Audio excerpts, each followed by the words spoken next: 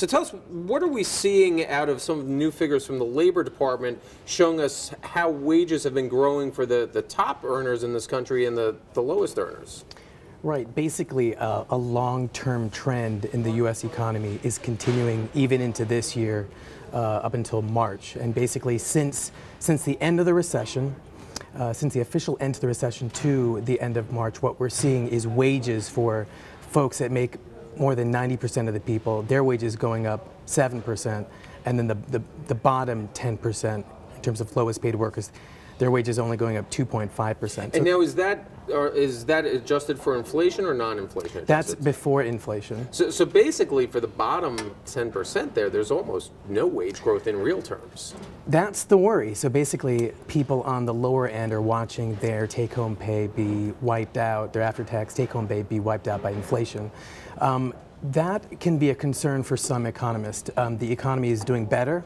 Job market's worrying a little bit. We're adding jobs, but by some estimates, 40% of the new jobs we're adding are lower paid.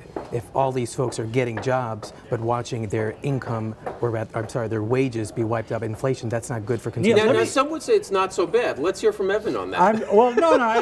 I'm more curious about what composes the actual wage increases, because to me, what you've had in the United States, certainly over the last decade, is government workers, municipal, state, and federal government workers have been getting steady increases in pay, and their wages right now are at a big premium to what the average private sector worker is. Is this capturing that? Is that one of the reasons why the top line is growing so much?